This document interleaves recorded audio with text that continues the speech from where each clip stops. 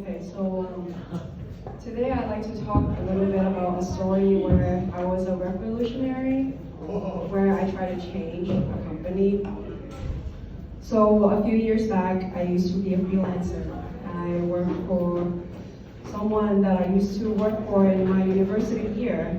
And one time I walked up to this company and I was like, yo, your company is great, but it's like a factory. Like no one is talking, everyone is sad. Yo! You made it! Give it up for my friend Ruby. We just made it on time! Yeah, and he was like, oh yeah, my company really sucks. You know, like no one is talking and everyone is so pessimistic. Can we try to do something together? Can we try to change the company around? So I was like, yeah, let's turn this shit around. Let's change this company culture, right? So I'm like, okay, I prepared a presentation, and then I called everyone to the board meeting, and I was like, you know what, guys, we're a great company, but we're sitting on a gold mine. We have all these talents, but we're not using them right, And you know what the reason is? And I brought out a book, like a little notebook, and I was like, the truth lies in the notebook. You guys want to know what it is? And I opened the book and I was like, you guys have everything but love.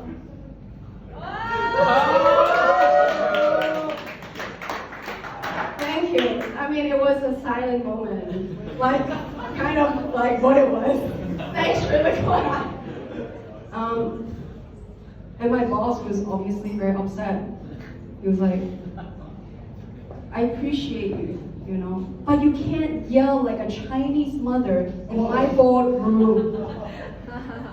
And he wasn't even in the room, that's the problem. So I was really sad, and I didn't understand where I screwed up. So I fled the scene, I took a flight off. I went to America. I went to America for 3 months.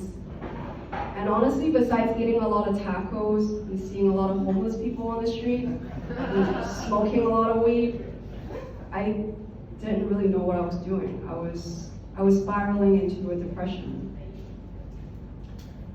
And I extended my flight for 4 more months in Canada.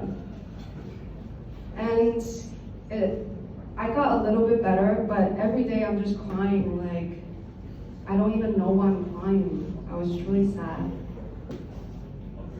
And the funny thing is, I couldn't be a Chinese mother anymore because I lost my period for 5 months. And so I came back to Hong Kong and I started to really focus on my mental health. And one friend of mine recently said to me, you focusing on your mental health is like homework. I'm legit paying a therapist. We're not friends. I'm just paying you to listen to me. And there's like one thing that my therapist taught me that I think will be useful for the rest of my life, which is something very, very simple but profound. She said to me, not all of your thoughts are true.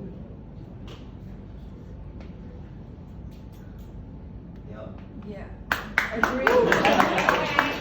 Maybe only the depressed people know what I'm talking about, but depressed people like to go into this story spiral like, oh, she must think that, I suck and she hates me and he hates me and no one likes me and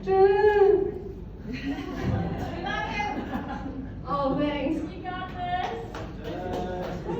And I began to really question my thoughts very carefully since I learned this trick. So I'm like, okay, let me go back to the story.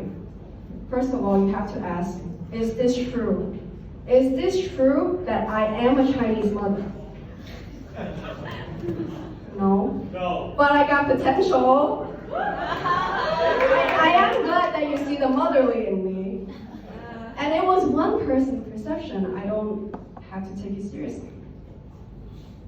And the second, does he really have everything but love? No. I think I really just like the drama too much. Like I like to get attention too much. He was one of the most open-minded and generous people I've ever come to know, actually.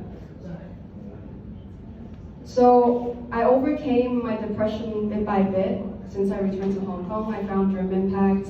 This is not an ad for Germ Impact, by the way, but I began to really align with my purpose more and more since I worked here. So I'd like to conclude this little experience with a recent teaching experience that I had with this man right here tonight. Give it up for Gang Bo!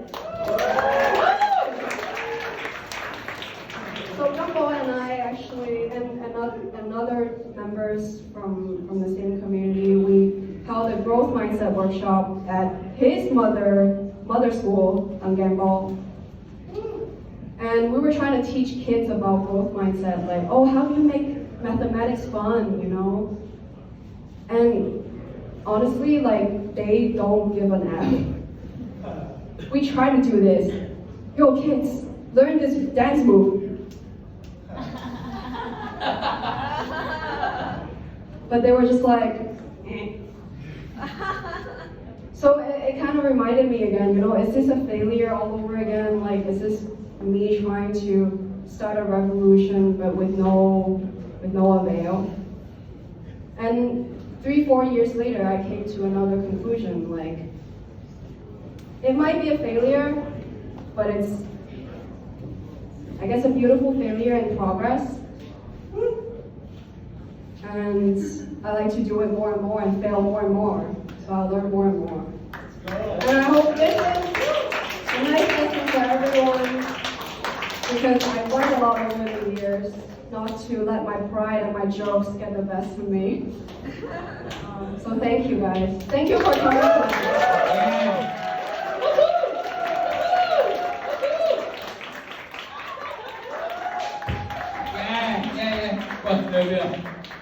Đây MC 嚟㗎。